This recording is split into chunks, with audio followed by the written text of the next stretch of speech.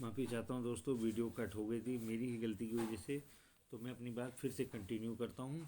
तो मैं आपको यही सजेस्ट करता हूँ कि जो लोग मुझे फॉलो करते हैं, मेरी बातों को फॉलो करते हैं, तो वो इस बात से निश्चिंत रहें कि हमारे पितर जो है और भी ज़्यादा क्रोध में हो जाएंगे। ऐसा कुछ नहीं होगा। मैं बैठा हूँ यहाँ, मुझसे कहिए, मैं खुद अपने सामने आपको विधि विधान बताऊंगा कि कैसे क्या करना है। छोटा सा सिंपल सा तरीका है। मंत्र जाप करिए, ध्यान लगाइए और अच्छे काम करिए, कर्म सुधारिए, दान पुण्य करिए।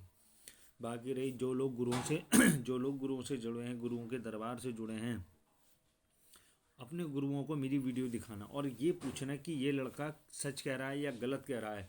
अगर आपका गुरु सच कह रहा है तो ठीक है, जय जयकार है नारायण की। अगर आपका गुरु कहता है कि नहीं ये गलत कह रहा है, तो आप मुझसे संपर्क करिए, मुझसे मिलिए, मैं आपके गुरु के पास चलूँगा और मैं आपके सामने दूध का दूध पानी का पानी करके दिखाऊँगा कि सत्य क्या है।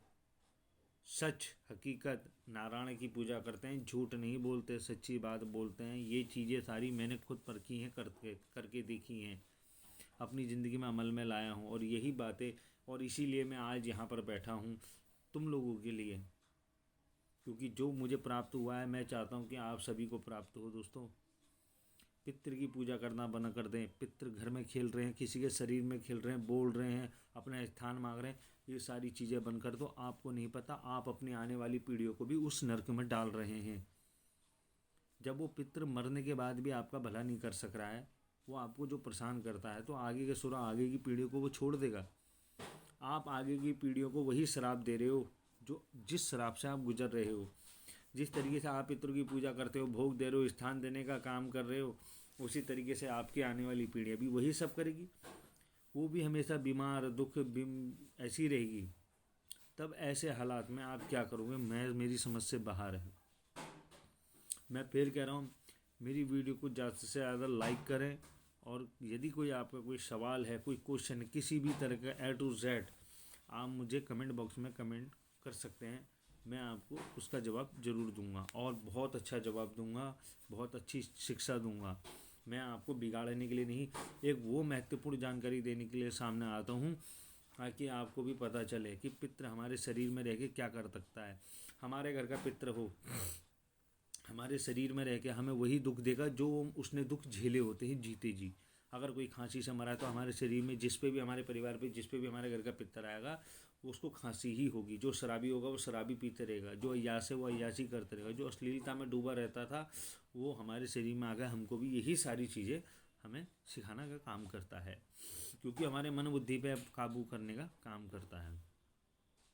मित्रों, रात को सोते समय झटके लगेंगे आपको, आधी रात को नींद खुल जाएगी, घुटनों में दर्द रहेगा, कंधों में दर्द रहेगा, हमेशा सर भारी रहेगा, ये सारी चीज़ें, नाभि में दर्द रहेगा, पेट में दर्द रहेगा, भूख कम लगेगी, घर में लड़ाई होंगी, पढ़ने वाले बच्चे पढ़ेंगे नहीं, लड़कियों की बच्चों की शादी नहीं हो सकती, घर में हमेशा कलेश होगा। और सबसे ज़रूरी, दिवाली और होली का 2 त्यौहार ऐसे हैं इन दो दिनों में, ये जो होली और दिवाली जो त्यौहार होते हैं, इनमें आपके घर में हमेशा कलेश होगा, लड़ाई होगी, घटना होगी, दुर्घटना होगी, कुछ ना कुछ हादसा ज़रूर होगा। तो हम तो पितरों को खुद हम अपने पितरों को खुद नरक में डाल रहे हैं, इसलिए पितर हमको भी दुखी कर रहे हैं। वो हमसे कुछ नहीं मांगते, ना हमें कुछ देना चाहिए। अरे पितरों को देने के बदले दूसरों को दो, अपने पितरों के नाम का दो, अपने पितरों के नाम का खिलाओ। अब आत्मा को तो कपड़े की जरूरत पड़ती नहीं, कपड़ों की जरूरत उसको पड़ती है जिसके पास जिस्म है। किसी गरीब लाचार को अपने पितरों के नाम के कपड़े दान कर दो।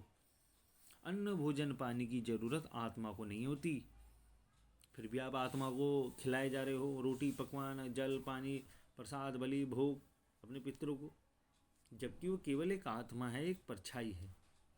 खाना अन्न पानी की ज़रूरत एक जिस्म वाले को होती है। कितने ही लाचार गरीब बेचारे ऐसे ही घूमते हैं, बेसहारा लोग, उनको ज़रूरत है, उनको दो। आपके पितृ का रोष, जो क्रोध है, जो गुस्सा है, वो अपने आप शांत होने लग जाएगा, क्योंकि आप उसको दे रहे हो जिसको ज़रूरत है ही नहीं। उसको तो केवल मुक्ति और मोक्ष की लालसा रहती है, जो आप उसको देते नहीं हो, उल्टा बलि भोग और फलाना ढिंकाना उसका करते रहते हो। कभी शांति पाठ करा दिया, कभी श्राद्ध करा, चलो श्राद्ध करा ले तो करा लिया, मगर बार बार ये 30 त्योहारों में रोटी पकवान, धूप दिखाना, जल दिखाना, ये करना वो करना, सुबह शाम पूजा पाठ करना पितरों, अरे जब पूजा पाठ पितरों की ही करनी है तो देवता मंदिर में क्यों रखे हैं आपने? मंदिर में क्यों जाते हो? क्यों प्रार्थना मांगते हो? हर चीज़ मांगो पितरों से। क्या नौकरी दे दे, चाकरी दे दे, घर बना दे, ज़मीन दे दे, पैसे दे दे, ये दुख टाल दे? 100 में से 1-2% ही लोग होंगे जिनके पितर जिनकी मदद करते हैं, वरना सभी राक्षस बने पड़े हैं। और तुम्हारी मदद करते हैं तो उसका मतलब ये नहीं कि वो मुक्त हो चुके हैं, उनकी मुक्ति हो गई, नहीं, वो तुम्हारे बीच में हैं। अगर तुमने अपने पितरों की मुक्ति करी होती ना तो देवता तुम्हारी मदद करते, क्योंकि पितर की मुक्ति हो जाती, पितर खुश होकर पितृलोक में चले जाता है, वो वहाँ से आशीर्वाद देता है, तब देवता काम करता है, तब देवता आपकी रक्षा भी करता है, सुरक्षा भी करता है, और जिस चीज़ की आवश्यकता होती है वो समय के अनुसार आपको देगा। आप सोच रहे हो कि हाँ पितर आ रखा है, शरीर में खिल रहा है, बोल रहा है, हमारी मदद कर रहा है, सपनों में आ रहा है, साइन दे रहा है, बता रहा है कि ऐसा घटना होने वाली है, ये है, आप खुश होते हो कि हमारे पितर हम पे मदद कर रहे हैं। कब तक? आखिर एक समय सीमा होती है, मगर याद रखना उस पितर की मुक्ति नहीं हुई है, ना ही उसकी गति हुई है, वो अभी भी आपके घर में और आपके परिवार में, आपके शरीर के अंदर मौजूद है। और धीरे धीरे धीरे धीरे करके जैसे समय गुजरेगा आपको शरीर में दुख होना, घर में लड़ाइयाँ कलेश होना शुरू हो जाएगा। ये क्यों? ये सब पितरों के कारण होता है। दोस्तों, पितरों के चक्कर में ना पड़े, पितरों को ना खिलाएं, पितरों के नाम का खिला दें।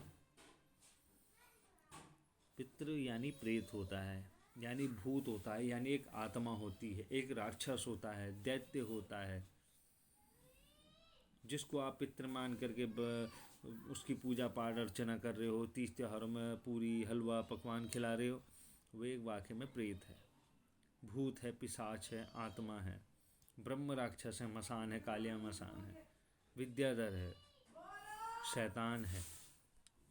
इसलिए दान पुण्य करें, अच्छा कर्म करें, जो आपकी नियति है, आप अच्छे काम में की आप वही करते रहिए, क्योंकि जाने अनजाने हमारे हाथों से कितने पाप और कितने पुण्य हो जाते हैं जिसका हमें अनुमान नहीं होता। वो तो मरने के बाद ही पता चलता है कि हमने कितने पाप और कितने पुण्य किए हैं।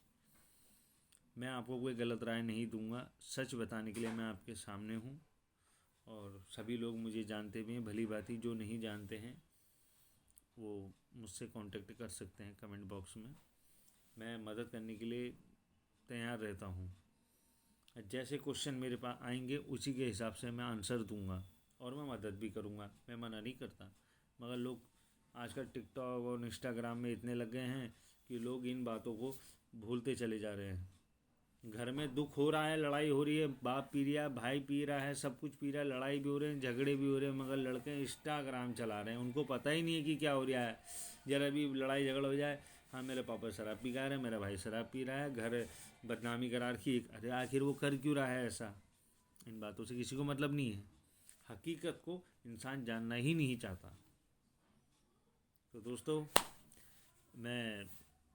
आज मैंने आपको पितृ के बारे में बताया है, कल प्रेत के बारे में बताऊंगा, भूत के बारे में, पिशाच के बारे में, राक्षसों के, दैत्यों के बारे में। पितृ और देव और राक्षसों में, दैत्यों में ज़्यादा फर्क नहीं होता, भूत पिशाच और पितरों में ज़्यादा फर्क नहीं होता। बस यह है कि घर का पितर जो होता है हमारे, वो हमारी बहू बेटियों के गंदे काम करने के लिए एक बार सोचता है। ऐसे बहुत कम केस मैंने देखे हैं, मेरी नज़र में भी आए हैं कि घर का पितर जो है बहू बेटियों पे जो है बहुत कम गंदे करता है। मगर जो बाहर के जो भूत प्रेत होते हैं, पिशाच होते हैं, ये जब हमारे शरीरों में आ जाते हैं या हमारे परिवार के बीच में आ जाते हैं, दखल अंदाजी करते हैं, रोग दोष देते हैं, अभी हमारे घर के बीच में रह करके हमारी बहू बेटियों पे सवार होकर के उनके शरीरों में घुस के उनके साथ गंदे काम करते हैं, रात को सोने नहीं देते, दबाव डालते हैं, गला दबाते हैं, सीना भारी करते हैं, पैरों को खुजलाते हैं, पैरों में गुदगुदिया करते हैं, बालों को सहराते हैं, कान में आवाज़ करते हैं, ऐसा लगता है कि कोई आगे है कोई पीछे घूम रहा है, परछाइयाँ सी दिखती हैं, आवाज़ें आती हैं, भड़बड़ के आती है, पत्थर फेंकने की आवाज़ आती हैं। तो ये सारी बातें हैं, तो इस टॉपिक में हम कल को बताएंगे।